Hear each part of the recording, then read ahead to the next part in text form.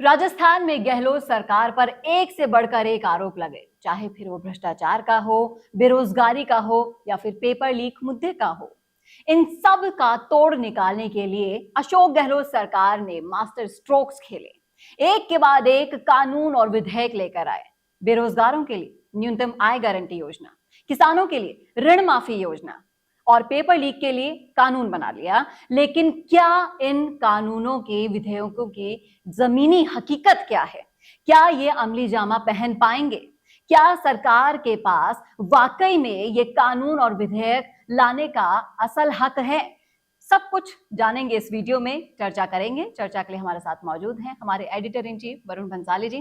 Sir, आपका बहुत बहुत स्वागत है स्टूडियो में। नमस्कार, मैं हूं चेतना शर्मा और आप देखना शुरू कर चुके हैं राजस्थान संवाद। और आज इस वीडियो में हम जानेंगे कि ये जितने भी मास्टर स्ट्रोक अशोक गहलोत की सरकार की तरफ से खेले जा रहे हैं, क्या वाकई में वो अमली जामा पहनेंगे या फिर आपका कीमती वोट लेने के लिए एक बेहतर और सोची समझी साजिश या फिर खेल है। सर, मैं आपसे जानना चाहूंगी कि अशोक गहलोत सरकार एक के बाद एक विधेयक और कानून लेकर आ रही है। अपने सर पर जितने भी उनके ठीकरे फूटे थे अभी उन्हीं के किए हुए कामों के, उसको हटाने के लिए तो मैं सबसे पहले न्यूनतम आय गारंटी योजना की बात करूंगी, जो जिससे अशोक गहलोत सरकार ने बेरोजगारों को, बेरोजगार कौन, युवाओं को साधने की कोशिश की है, कहीं ना कहीं उस वोट बैंक को साधने की कोशिश की है। तो इसकी असलियत क्या है, ये हमारे दर्शकों को बताएं। देखिए, बहुत सिंपल सी बात है। इसको अगर आप पूरा ढंग से समझें तो न्यूनतम आय गारंटी योजना जो है उसका कहना यह है कि हर व्यक्ति की कुछ ना कुछ आय होनी चाहिए और ये सरकार को सुनिश्चित करना चाहिए। और इसमें शहरी गारंटी योजना जो पहले से गहलोत सरकार ने लागू कर दी थी और दूसरी पेंशन योजना जो भी पहले से लागू कर दी थी, उन दोनों का समावेश है। और उन दोनों को समावेश करके ये कहा गया है कि न्यूनतम एक आय की गारंटी होनी चाहिए। जैसे पहले हमने देखा 100 दिन के रोजगार की गारंटी शहर में भी कर दी गई थी, मनरेगा को शहर में लाकर। लेकिन समझने वाली बात एक दूसरी है। अगर हम ग्राउंड में जब गए शहरी रोजगार गारंटी योजना को देखने, क्योंकि वो इसकी प्राइम योजना है, इस पूरी आय गारंटी योजना का जो प्राइम एलिमेंट है वो यही है। उसको जब हम जमीन पर देखने गए तो पता चला कि प्रति मजदूर जो मापदंड तय किया है पैसा देने का, वो पैसा इतना कम है कि आज की डेट में जो मजदूर को दिहाड़ी पे खड़े होकर मिलता है, मजदूर मंडी पे खड़े होकर मिलता है, उसका आधे से भी कम है।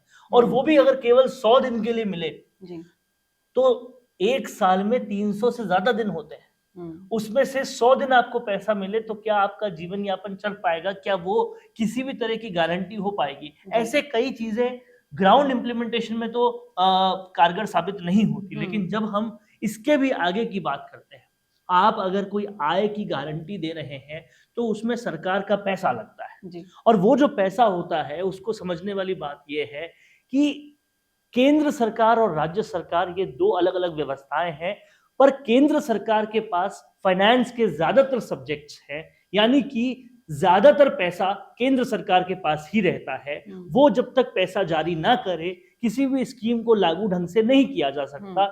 और इसको और गहराई से समझें अगर हम, तो समझ में आता है कि इनकम टैक्स, जीएसटी, ये दो तरीके सबसे बड़े तरीके हैं पैसा कमाने के सरकार के या पैसा इकट्ठा करने के। ये दोनों ही चीजें जो है वो केंद्र सरकार इकट्ठा करती है। एसजीएसटी का बहुत छोटा सा पार्ट होता है और आबकारी या पेट्रोल वैट ये बहुत छोटे छोटे पार्ट्स होते हैं, तो इसमें उतना पैसा इकट्ठा नहीं हो पाता। ऐसे में अगर केंद्र सरकार से ही पैसा लेना है तो इसी कांग्रेस के, जिसकी विधानसभा में सत्ता है, राजस्थान में सत्ता है, इनके विधायक राज्यसभा में भी हैं, कुछ लोकसभा में भी हैं, आप पास करवाएं ना करवाएं, कम से कम बिल को वहां उठाएं तो सही। अगर आप सोचते हैं कि आपका कानून इतना ही कारगर है, इतना ही अच्छा है, इतना ही जबरदस्त है, फिर चाहे वो आय गारंटी कानून हो या इससे पहले जो भी कानून बनाए, चाहे राइट टू हेल्थ हो या जो भी कानून बनाए, अगर वो अच्छे हैं और आपको जब ये पता है कि पैसा तो केंद्र से आना है, तो केंद्र का कानून कहां बनता है? लोकसभा राज्यसभा में बनता है, वहां आपको उठाना चाहिए। आपकी नीयत उससे पता चलेगी। पास करवा पाए ना करवा पाए ये बाद की बात है, लेकिन पटल पर तो रखें। आपको नहीं लगता कि अशोक गहलोत सरकार एक के बाद एक रिकॉर्ड बनाने वाली है? राइट टू हेल्थ बिल लाने वाली, सबसे पहला राज्य बना राजस्थान। न्यूनतम आय गारंटी योजना लाने वाला पहला कौन बना? राजस्थान। मसला ये है कि ले आए, आप पेपर लीक का भी कानून ले आए, कानून लाने के बाद पेपर लीक रुके क्या? वो और ज्यादा बढ़ गए क्योंकि कानूनों का इंप्लीमेंटेशन नहीं हुआ। आप इसके बाद आय का गारंटी कानून ले आए, राइट टू हेल्थ कानून ले आए, पैसा कहां से आएगा? जिले आपने 19 घोषित कर दिए। राजस्थान ऑलरेडी 5 लाख करोड़ रुपए के कर्ज में तो पहले से था, जिले घोषित हुए उससे पहले से था। अब लगभग बताया जा रहा है कि 6 लाख करोड़ के आसपास पहुंच चुका है। इतना कर्ज राजस्थान पे ऑलरेडी है। और ये बताऊं कि कर्ज को पूरा करने की भी जो संस्था है, जो नोडल संस्था है, वो केंद्र सरकार ही है। अब ऐसे में जब सब कुछ केंद्र से ही होना है, यानी कि 90% काम जब केंद्र से होना है पैसे का, तो केंद्र में इन बिलों को लागू करना पड़ेगा, दिल्ली में इन बिलों को लागू करना पड़ेगा, तब जाकर ये बिल अमली जामा पहन पाएंगे। अब जब आप देखिए, बहुत सीधी सी मंशा है और साफ सी मंशा है, इस मंशा को समझने की हम कोशिश करते हैं। पिछले इलेक्शंस में जब वसुंधरा राजे की सरकार थी और कांग्रेस आना चाह रही थी सरकार में, तब राहुल गांधी आकर वादा कर सभी लोगों से हर एक रैली में कह के गए थे कि 10 दिनों में पूर्ण कर्ज माफी होगी किसानों की। वो आए, सरकार बनाई। सरकार बनाने के बाद क्या हुआ? कोऑपरेटिव बैंक के लोन माफ कर दिए, क्योंकि स्टेट का सब्जेक्ट उतना सा ही होता है। राष्ट्रव्यापी बैंकों का आधे से ज्यादा लोन उन्हीं का होता है, जमीन पर लोन उनका होता है, मशीनों पर लोन उनका होता है, खेती में 90% से ज्यादा लोन उन्हीं का होता है, राष्ट्रव्यापी बैंकों का, एसबीआई का और दूसरी जो बैंकें होती है, वो सब केंद्र सरकार के अधीन है। तो फिर क्या किया? राज्य सरकार ने एक लेटर लिख दिया कि मोदी साहब, जब आप तो पूरे देश में ही लोन माफ कर दो। जब करना मोदी साहब को ही है, तो आप पहले पार्लियामेंट में जो आपके सदस्य हैं वो उठाए ना इस बात को। राजस्थान से कहने से क्या होगा? और यहाँ पर ये भी सोचने वाली बात है कि आप एक दिन की, आपने अभी जो आय डिसाइड की थी, बताई थी, जो भी उस आय को अगर आप सोच के देखेंगे, तो एक युवा के नजरिए से देखिए आप कि आप उस आय को, आय के भरोसे जीवन यापन करेंगे, या फिर आप असल में ग्राउंड लेवल पर रोजगार उत्पन्न करने पर ध्यान लगाएं, ना कि ऐसे विधेयक और कानून लाने का जो सिर्फ एक बरगलाने की प्रक्रिया है और कुछ नहीं है। देखिए, साफ तौर पर अगर जमीनी स्तर पर देखा जाए जितना, तो समझ में आता है कि जैसे जैसे महंगाई बढ़ रही है, कमाई के भी साधन बढ़ रहे हैं। ऐसा नहीं है कि कमाई के साधन नहीं बढ़ रहे।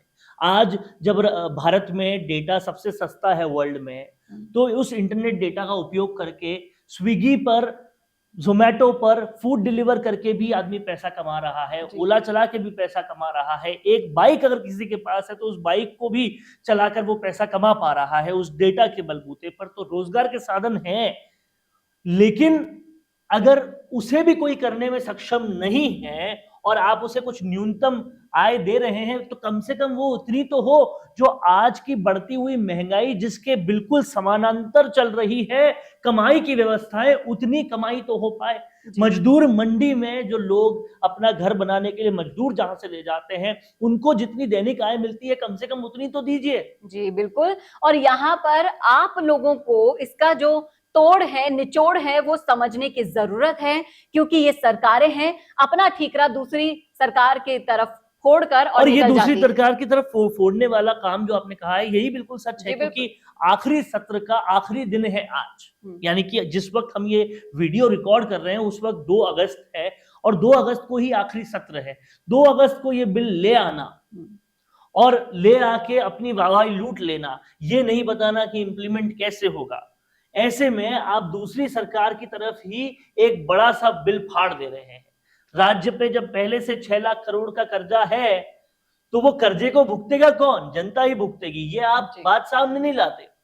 और वो जनता जब भुगतेगी तो आप नेक्स्ट सरकार पर डाल देंगे, और नेक्स्ट सरकार अगर इम्प्लीमेंटेशन से मना कर दे तो कहेंगे हमारी योजना को तो उन्होंने इम्प्लीमेंट किया ही नहीं। जबकि असलियत को अगर खोल के देखें तो आपको पता चलेगा कि वसुंधरा राजे की सरकार ने स्टेट टोल माफ कर दिए थे। वो स्टेट टोल वापस किसने लगाए? इस सरकार ने। यानी कि पैसा तो चाहिए था, तब आपने ये चीज की। वसुंधरा राजे की सरकार ने बहुत सारी योजनाएं शुरू की थी, उन योजनाओं को बंद करने का काम किया। क्यों किया? क्योंकि आपको पैसे चाहिए थे। अब आप जब और योजनाएं खोल देंगे और वो बंद कर देंगे, तो उन पर आप आरोप मढ़ देंगे। ये चीज बाहर से दिखती है, लेकिन अंदर की बात यह है, 6 लाख करोड़ का कर्जा राजस्थान पे है। यानी कि आप जब सड़क पे चलते हैं और ऐसे निर्धन लोगों को भी देखते हैं जिनके पास खाने को पहनने को नहीं है, उस हर निर्धन आदमी पर भी लगभग 50,000 रुपए का कर्जा है। और इस असली जो अभी हमने बात बताई है, सच्चाई आपको बताई है, वो आपको समझना बेहद जरूरी है, क्योंकि ये सिर्फ और सिर्फ विधेयक और कानून की आड़ में आपका वोट लेने की एक साजिश है। और अगर इस साजिश को साजिश नहीं मानना है तो कांग्रेस सरकार और कांग्रेस की आलाकमान ये समझे कि अगर आपकी नीयत सच में इस कानून को लाने की है तो जनता सोशल मीडिया के जमाने में इतनी इन्फॉर्म्ड है, उन्हें इतना समझ में आता है कि फाइनेंस सब्जेक्ट केंद्र का है, और ऐसे में अगर आप लाना चाहते हैं, नीयत भी आपकी है, तो पटल पर रखिए, उसे पटल पर रखिए लोकसभा के और राज्यसभा के, तब पता चलेगा कि आप सच में राइट टू हेल्थ लाना चाहते हैं, आप सच में मिनिमम आय की गारंटी देना चाहते हैं। जिसकी नीयत अच्छी है, आज के वक्त में ऐसा होना चाहिए, फॉरेन में भी कई कंट्रीज कर रहे हैं, लेकिन नीयत होना और उसको लागू करना दो अलग अलग चीजें। अगर आप लागू करना चाहते हैं, आपकी लागू करने की नीयत है, केवल वोट पाने की नीयत नहीं है, तो केंद्र में अपने सांसदों को बोलिए, राजस्थान से भी आपके कुछ सांसद राज्यसभा में हैं, उन्हें बोलिए कि लगाइए इस चीज को, और इसको बोलने का हक बिल्कुल मुख्यमंत्री गहलोत भी रखते हैं। आप इसको बोलकर दिखाइए, तब पता पड़ेगा हाँ असली में आपकी नीयत है। और ये सच्चाई जानने के बाद आप ही डिसाइड करेंगे कि क्या वाकई में अशोक गहलोत सरकार की नीयत साफ है या फिर उसमें कोई खोट है। क्या है आपकी राय, कमेंट करके जरूर बताइएगा कमेंट बॉक्स में। कैसा लगा आपको वीडियो, ये भी जरूर शेयर कीजिएगा, और ऐसे ही और वीडियोस के लिए देखना ना भूलेगा राजस्थान संवाद। नमस्कार। कौन देखता है अब टीवी पर आपको कितनों ने देखा, ये कैसे पता चलेगा? घर घर इंटरनेट पहुंचने के बाद अब सब कुछ है डिजिटल। आपका वीडियो कितनों ने देखा ये हर पल आपको पता चलेगा, इसलिए डिजिटल मीडिया में बनाइए अपनी पहचान। 4.5 करोड़ से ज्यादा व्यूज और 3,27,000 से ज्यादा सब्सक्राइबर वाले राजस्थान के चैनल राजस्थान संवाद पर करवाइए कवरेज। ज्यादा जानकारी के लिए व्हाट्सएप करें 7339900549 पर।